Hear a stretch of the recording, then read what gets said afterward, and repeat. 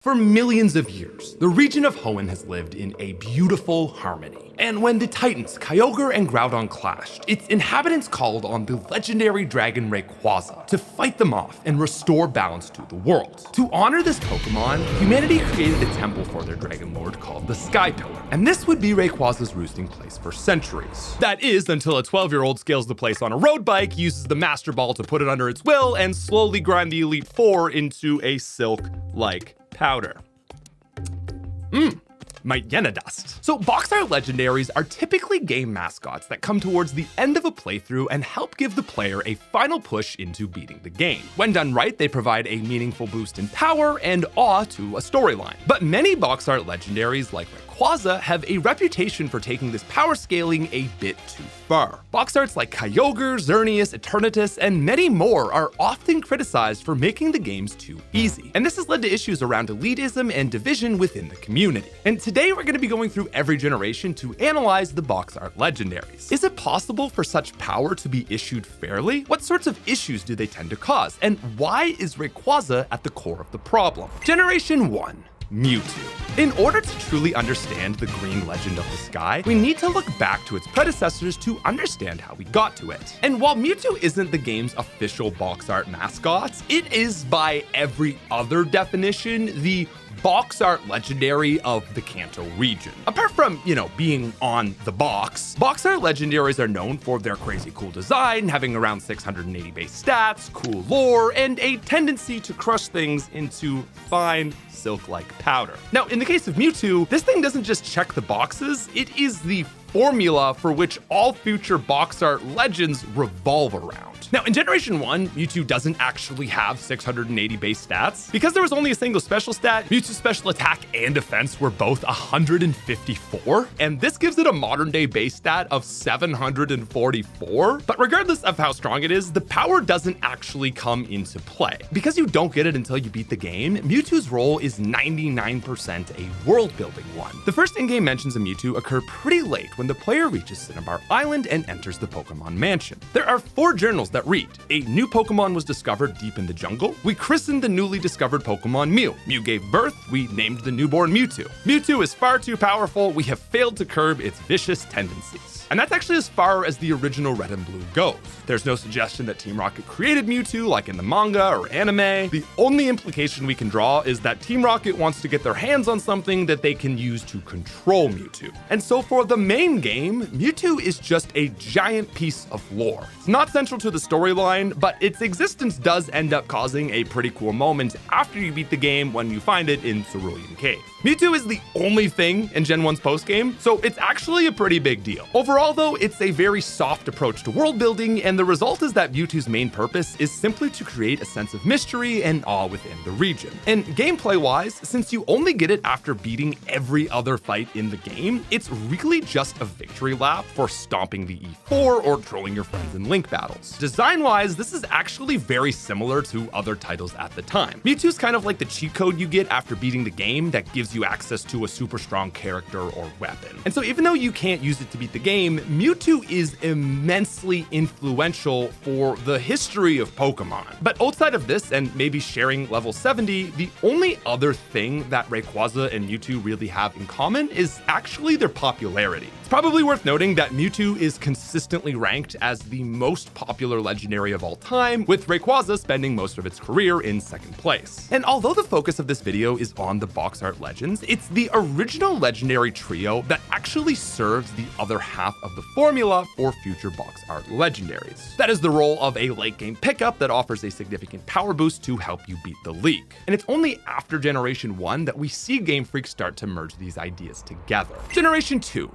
Ho-Oh, Lugia, and Suicune. The first big shift in the use of legendary Pokemon came before these games even released. Because rather than being hidden away in a cave, Game Freak decided to slap Ho-Oh and Lugia right on the cover of their respective games. And from a marketing standpoint, this makes a ton of sense. The first game's mascots advertise something big and cool. It's the starters, but fully evolved, which at the time is very unique. But with Generation 2, you need to go bigger. You can't just do Typhlosion, Feraligatr, call it a day. So instead, they just slap on the 2 strongest Pokemon in the game. Now, story-wise, this spoiling of the legendaries sort of forces Game Freak to also make these 2 a bit less hidden. When the player reaches Ecruteak City, they first hear mention of Ho-Oh from NPCs. We learn that it lived atop what became the Burned Tower and resurrected 3 Pokemon that died in its fire. As for Lugia, swimmers whisper of a big Pokemon that lives deep beneath the Whirl Islands. But just like in Generation 1, these legendaries still require a level of independent exploration. Now, it's important to note, Ho-Oh was originally going to be the only Boxart legendary. And this actually explains why Ho-Oh is a bit less mysterious than Lugia, because in Gold, you actually have to interact with people that know about Ho-Oh. You also climb a man-made tower to get to it. Whereas with Lugia, it's just like Mewtwo in the birds. There's no human interaction for this thing. You just go into a cave, and if you have the Silver Wing and you go into the correct passage, you find it. The biggest change from Gen 1, however, is that Ho-Oh and Lugia can be caught before beating the league. So Game Freak takes the stats and lore aspects of Mewtwo and combines that with the gameplay role of the birds. And this brings us one step further to the final template of the Boxart Legendary. And from a gameplay perspective, this is the first time the player has access to a Pokemon that just has wildly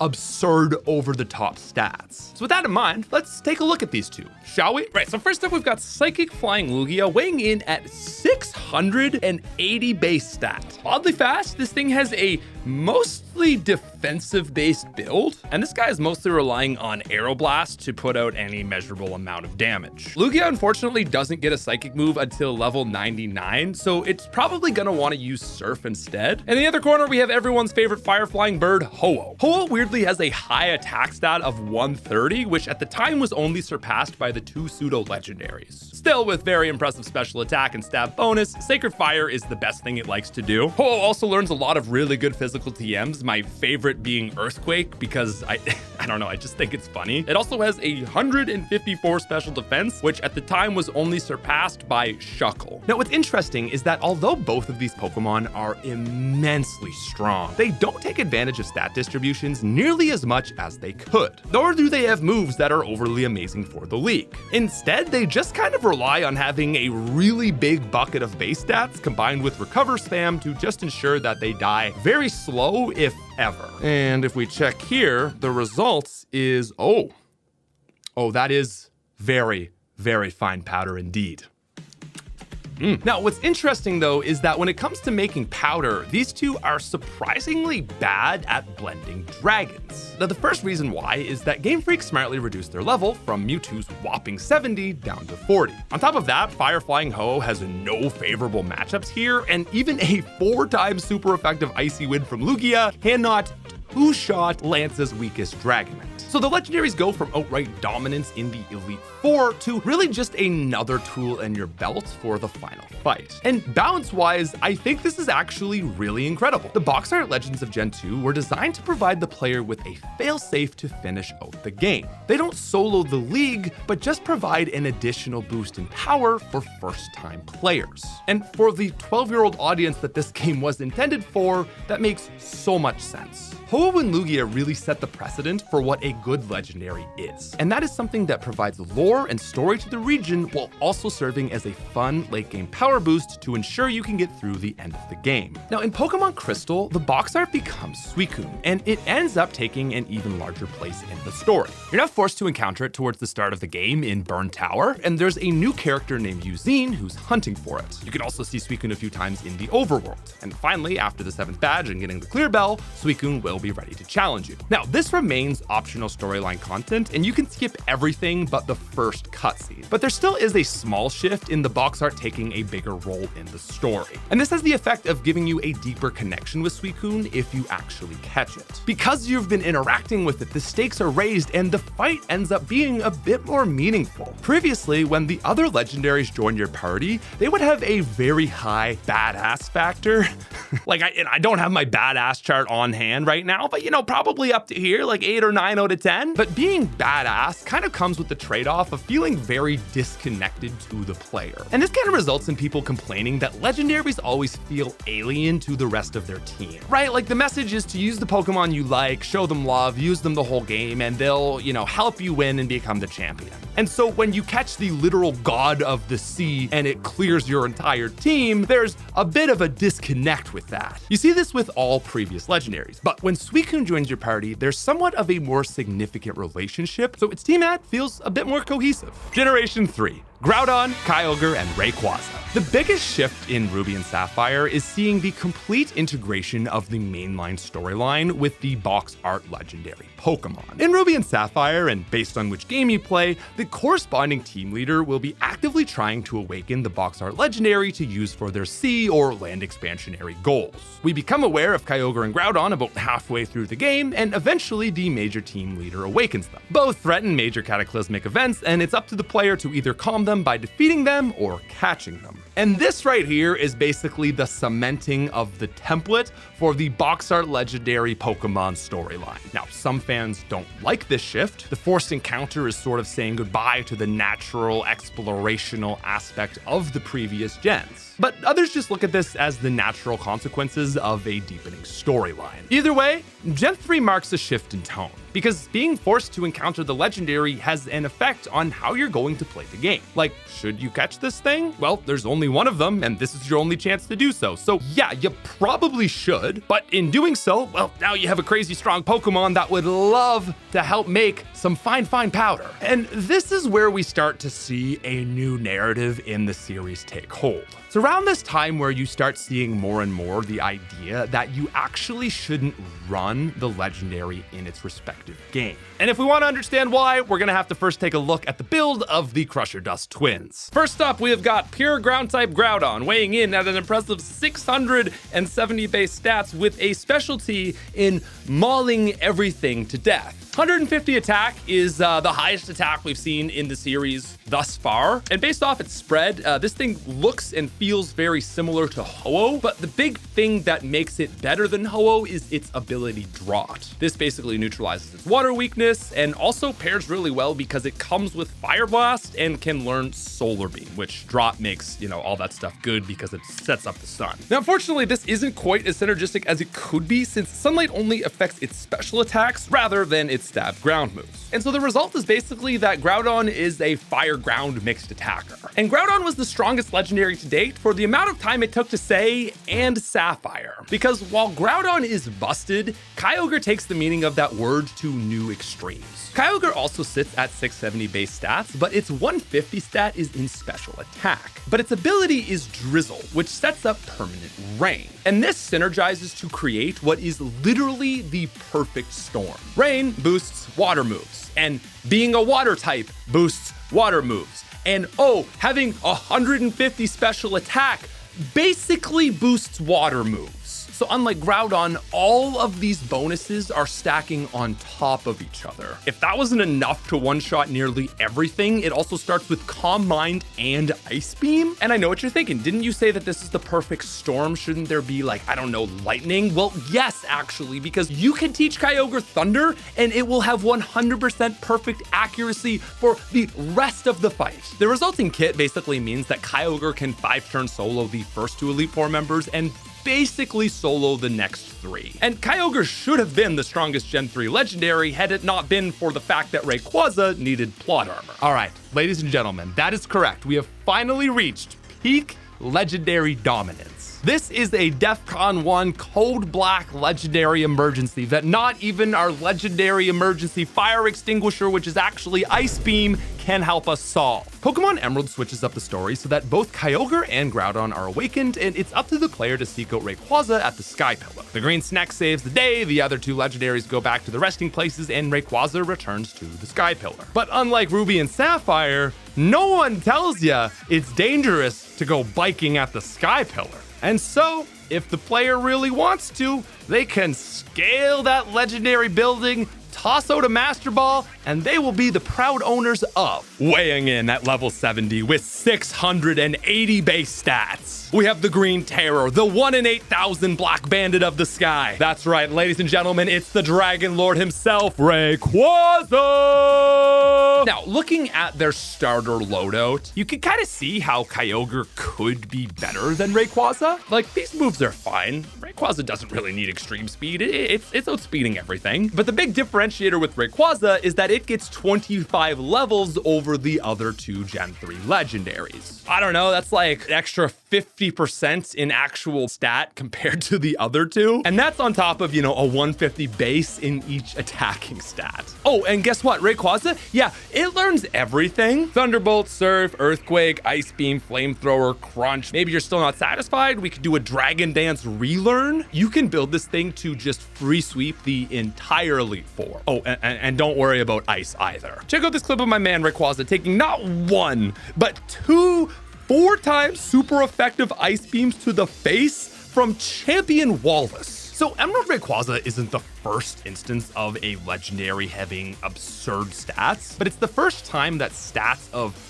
this nature are paired with a level 70 build before the end of the game. And this becomes a true problem when the Elite Four is balanced around the use of that legendary. The Emerald League is actually quite difficult because you're going to be at least 10 levels, maybe even 15 below the champion. And as we've established, the legendary is here to sort of help bridge the gap. But because the only real legendary here is Big Daddy Ray Ray, there's a good chance you either struggle with the weak team or get carried and spend the rest of your days living at Weenie Hut Jr. There's no middle ground. Yeah, there's no middle ground. So after 3 generations, we see a growing importance of legendaries within the story. And this has an inadvertent effect of making the legendary stronger. But in our case, because Rayquaza is pound for pound weaker than Kyogre and arguably Groudon, they sort of back themselves into a corner where the only way for the Emerald storyline to make sense is for Rayquaza to just be way higher level than the other two. And this is how you end up with the level 70 Rayquaza and the finest Mightyena dust money can buy. Gen 3 is the moment when the role of Legendary changes from being a very strong add-on to help new players finish out the game to instead the Legendary just becoming the entire team. Sure, Legendaries are now so strong that a stigma is starting to arise against players that use it. Yes, it might be a problem that players are having to impose an in-game restriction just to preserve an ounce of difficulty. But the big problem with the Gen 3 legendaries are that they completely invalidate your effort of team building. Winning with the team is the ethos of Pokemon, and being able to just Master Ball scoop up a Pokemon that can nearly solo the league completely invalidates that concept. And it's by Generation 3 that you feel this as a growing problem. And so, with the template for Boxart Legendaries established but not balanced, it's time to move on to future generations to see how Game Freak course corrected and attempted to fix the growing problem with legendaries. Generation 4. Dialga, Palkia, and Giratina. Alright, once again, you've got an evil team, world-ending stakes, and it all culminates at the top of Spear Pillar, where this guy, Cyrus, he's trying to take over either space or time, but is ultimately thwarted by the Lake Guardians. The player then has a forced encounter with Dialga and Diamond or Palkia and Pearl. Now, it's different in Platinum because all the legends are involved, and basically you're taken into Shadow Realm and you fight Giratina instead. It's gotta be Giratina, right? Can we agree on that? Does everyone hate me? Anyway, specific plot points aside, Gen 4 uses the Gen 3 template. But unlike Generation 3, they actually managed to find a semblance of balance. How do they do it? Well, first let's check with the builds of our 3 major box arts. Alright, so first off, all 3 of these are heavy hitters weighing in 680 base stat. Dialga is a steel dragon, Palkia is a water dragon, and Giratina is a spooky ghost dragon. And all 3 of these types are actually really solid combinations. We've all seen Kingdra before, so we know how good Palkia is defensively, and Steel Dragon makes for an interesting combo that is only weak to fighting in ground. Meanwhile, Ghost Dragon holds true to the vibe of traditional dragon weaknesses, but you get a much better offensive type and trade 2 weaknesses for 2 immunities. Now, Dialga and Palkia are very offense orientated. They actually both share 150 in special attack and 120 in attack, while their defenses and speed just kind of like slightly fluctuate. Giratina is actually quite a bit different though, and this is like the thickest dude you will ever meet in your life. 120 in defense, 150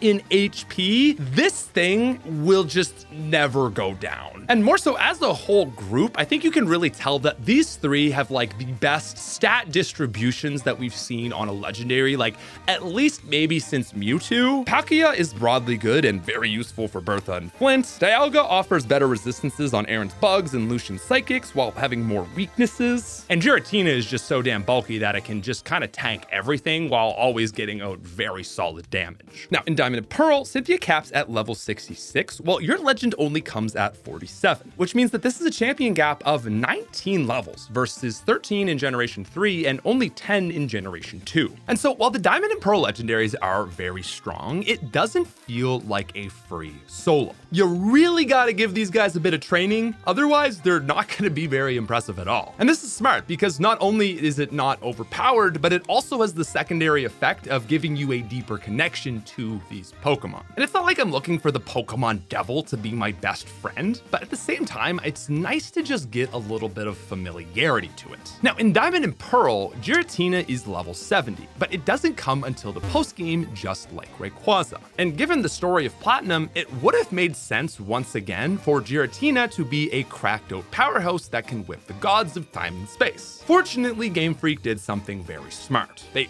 learned from their lessons, and they prioritized game balance. And in Platinum, Giratina also comes at just level 47. And so without crazy abilities or a super high level, Giratina is once again just a really good add-on instead of the Pokemon equivalent of a nuclear arsenal. It's more like a nuclear bunker, if you will. But regardless, I really do think that Sinnoh is a great show of restraint. This trio feels back to Gen 2, it's exactly what you want for some box arts. Feels stronger than everything else you've got on your team, but it still feels like it can be a member of the team and not the team. And especially when you're going in on a blind first playthrough and you have to fight Cynthia, yeah, bringing one of these guys is pretty fair. So it's clear that overall, Sinnoh was a huge win. But by this point, Game Freak certainly wasn't done tweaking the legendaries, and we would see both progress and failures in games to come. Fortunately though, the series' next titles would bring the box arts to higher highs. Generation 5, Reshiram, Zekrom, and Kyurem. In the Gen 5 games, the legendaries are once again the main plot element from which the evil Team Plasma wishes to capture and control the world. Basically, Anon gets his plan to catch this thing to reshape the world in their perfect vision. But rather than the climactic event happening before the last badge or even just before the Elite Four, you catching the box art and moving on to fight the League is all blended into one gigantic climactic moment. Like, can we agree that this is the best storyline in all of Pokemon? You head into the League, nothing bad's happening. You're thinking,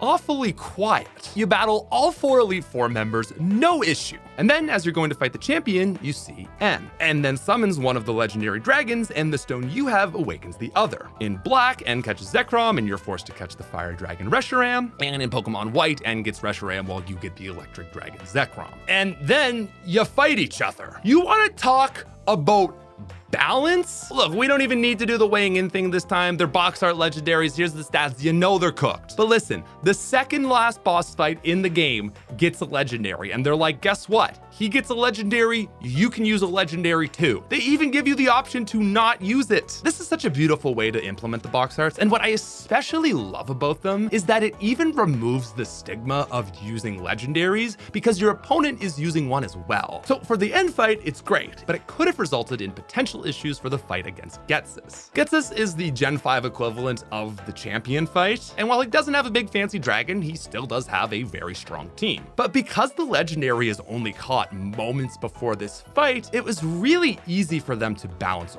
around it. You don't have to consider EVs, or is this player just gonna power grind it on the way to the victory road? No, it's just like, this is the level, this is the difficulty we want, super easy to balance around. And so this entire combination results in not just what is probably the best storyline moment in the series, but also what is a supremely balanced Elite Four and champion fight. This is, in my opinion, the best use of a box art legendary we've seen so far. Now, in the sequels, you don't ever use a box art legendary before the postgame, so this doesn't really have that issue. Instead, Ghetsis gets its hands on Kyurem, which then merges with either Zekrom or Reshiram. So it still maintains a really cool moment, and the gameplay remains balanced. Generation 6, Xerneas and Yveltal. All right, let's just take a moment to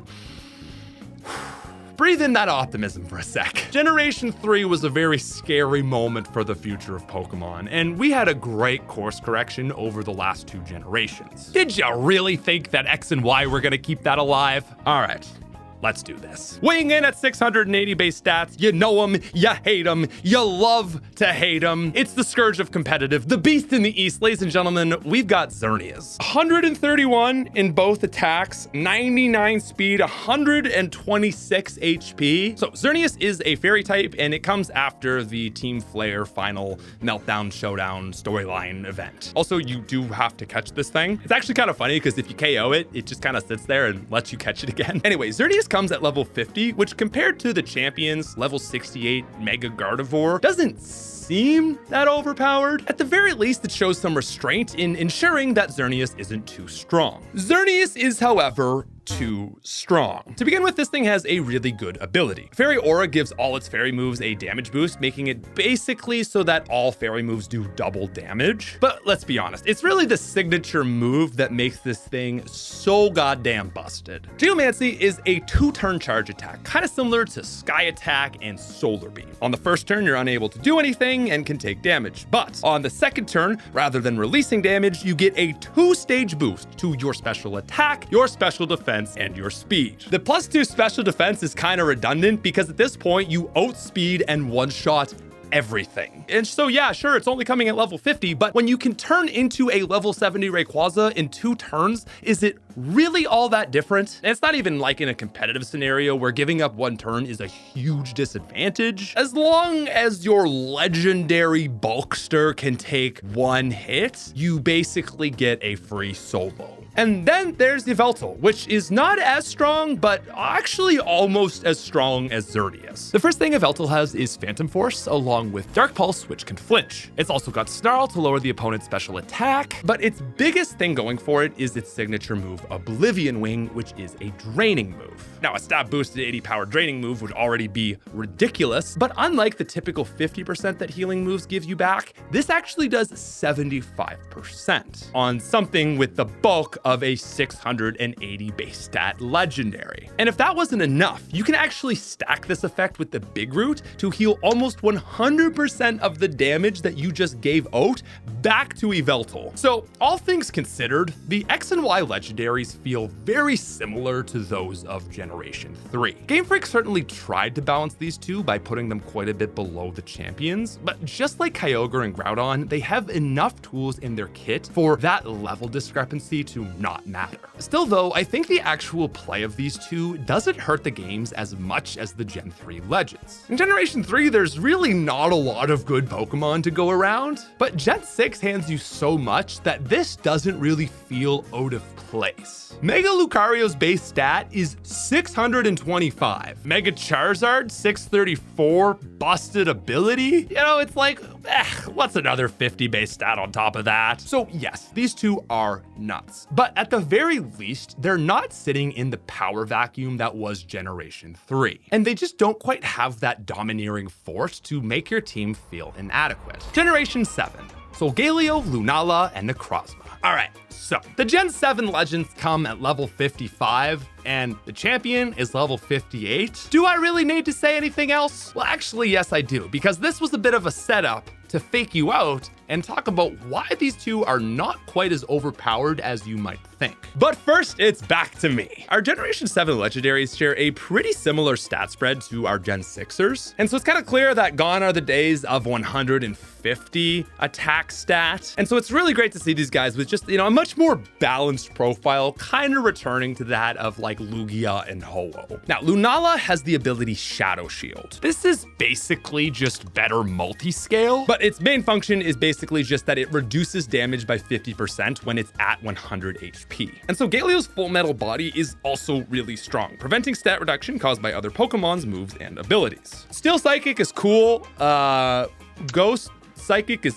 fine, I guess. Actually, honestly, these two really don't have the best typing, especially like by Generation 7. So Galeo gets the move Sunsteel Strike, which has 100 accuracy and 100 base power. That alone would be really good, and it also has the added ability of ignoring all other abilities. Meanwhile, Lunala gets Moongiest Beam. And let me tell ya, it is the moongiest blast I have ever personally seen in my life. This thing is in fact so moongiest that it has 100 accuracy, 100 base attack, and once again, ignores all abilities. So these two definitely serve as a massive power spike. And on top of that, they're also probably going to be your highest level Pokemon when you catch it. But there's something else that the Gen 7 legendaries do, which we've actually never seen before. Over the last 6 generations, legendaries have been just that.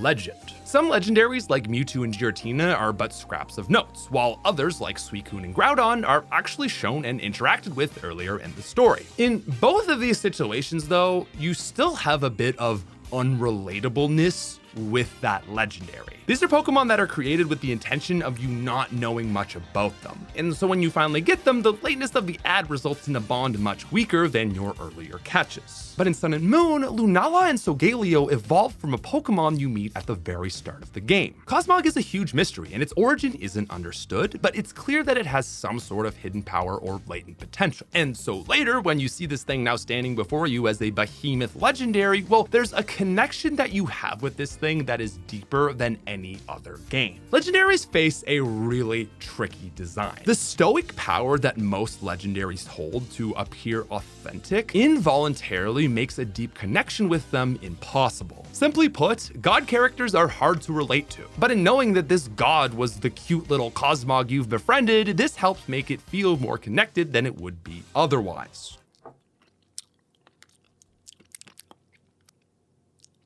Now, this brings us to the last piece in the puzzle. You get these two pretty close to challenging the league, and they don't have much time to grow. And because Generation 7 has a truly difficult Elite Four that was designed around you having these two legendaries, it's actually super balanced. Sun and Moon were actually the games that got me back into Pokemon after my Gens 4 to 6 hiatus, and I can remember Professor Kukui destroying me on my first attempt. And in that run, I was very happy to hit my break in emergency Solgaleo and rip up the league. It was a classic case of a legendary providing just the right power boost, and overall, I think that these Pokemon, despite being so close to the champion, are very well balanced. Now, Generation 7 wasn't my favorite, and so I'm still getting around to beating the Ultras. So full disclosure, this section was written by Craig, and if you want to catch my first time playing Ultra Sun and Moon, you should probably subscribe to my second channel, SmithPlays Plus. We'll be uploading a full video there. Now, in Ultra Sun and Moon, you have one of the most epic legendary fights of all time. Something even I know about, which is of course Ultra Necrozma. But unlike many games before it, when you finally get through that tough fight, it actually disappears into Ultra Space. They made the very purposeful decision to not let you catch it when you first fight it. Instead, you have to finish the Totem Rabombi and the final Grand Trial before heading to the Elite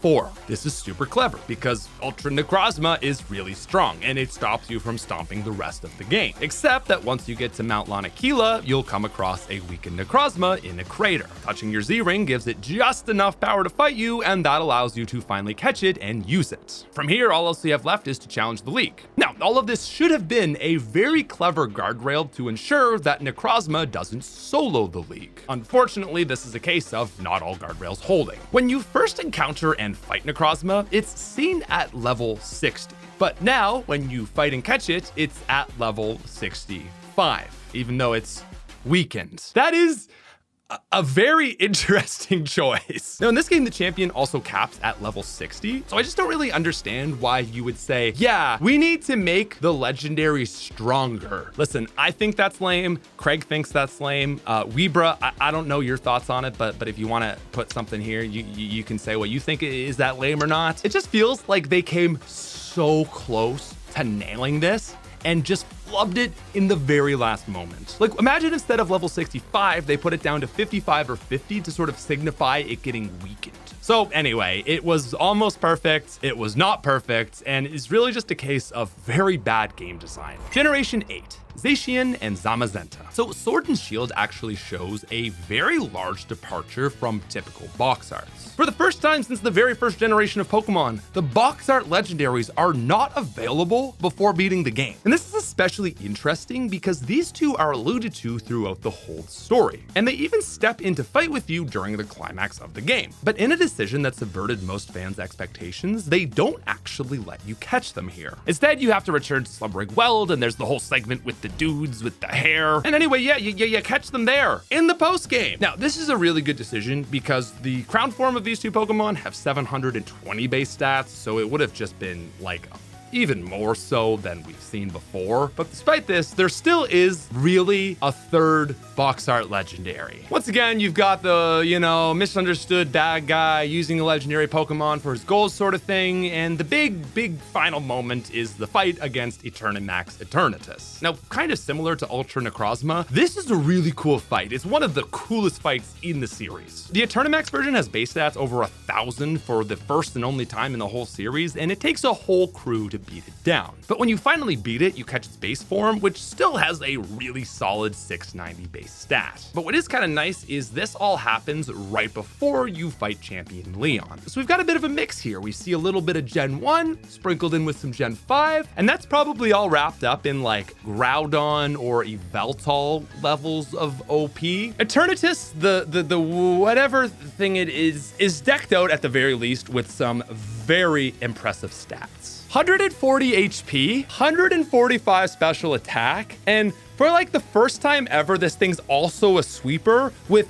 130 speed. It's not just bulky, it's not just strong, it's fast, bulky, and strong, and that alone makes it really good. Eternatus is basically what you get when you take the sweeper build of an Alakazam and stack that on top of the bulk of a Snorlax. And so as you'd expect, Eternatus kind of clears Leon. Poison Dragon isn't the best combination, but with this build, like it just doesn't matter. Now, what I like about this story is that in relegating the main legendaries to the post game, it actually gives you a bit of a longer story connection with them and gives you that deeper, real sort of connection. We can all agree, Zacian and Zamazenta feel very close to the player when you finally catch them. At the same time though, I feel like giving the player an Eternatus is a bit of a misstep. This thing just feels so god complex, evil villain that when it steps in to help you with the champion fight, it's like, I don't know, I can't help but feel like I don't want to use it. And what really frustrates me is that the Boxarts actually have other forms. Now, to be fair, these are still 670, so I don't know if this would have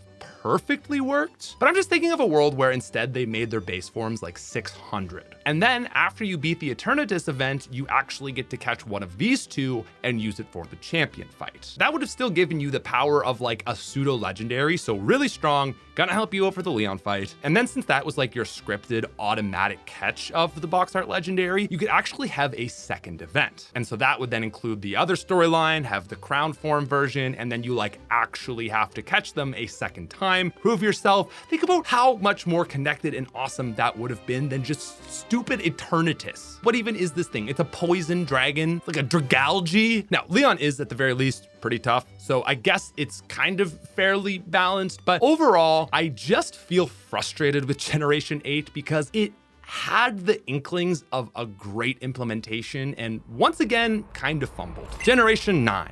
Miraidon and Koraidon. And finally, this brings us to Scarlet and Violet, which has one of the most interesting uses of Boxarts in this series. You first meet your respective Boxart very early into the game. They're injured, you help them out, and you team up with them, and they serve as a rideable companion for faster overworld travel. As the game progresses, you can take on events that slowly heal them, and this gives them access to improved methods of transportation. Now, we've seen utility Pokemon transportation before, like Tauros Ride or the Flying Taxi, but tying it to a single Pokemon makes the experience connect to a character in the game. And the fact that this character is the super powerful Boxart Legendary simultaneously solves the issue of the typically weak connection with this line of Pokemon. And then the big thing tying all of this together is of course the injury. But what's even more surprising is that you don't get to use these Pokemon even for the Elite Four, which is probably good. Again, we don't need to do the thing, but yeah, everyone knows these are like the most strong Pokemon ever. Now, I know no one asked me for this section, but in case you were wondering why the Gen 9 legendaries are so strong, okay, let's take Miraidon. This thing has the ability Hadron Engine, which as soon as it comes out, it sets out electric terrain for 5 turns. First off, electric terrain boosts the power of all electric moves by 30%, and guess what? Miraidon is an electric type. And then Hadron Engine also boosts Miraidon's special attack by another 33%. And then as for Koraidon, it's kind of got the Groudon effect, where this thing sends out harsh sunlight, but isn't a fire type. Still really strong. These things are basically just Kyogre and Groudon reincarnated, but